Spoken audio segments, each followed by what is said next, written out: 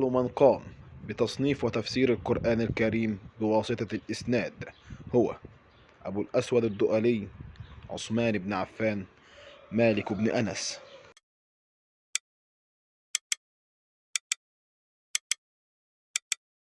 الإجابة هي مالك بن أنس.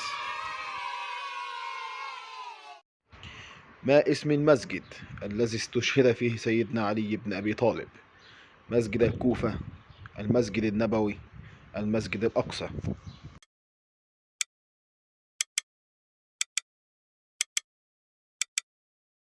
الإجابة هي مسجد الكوفة.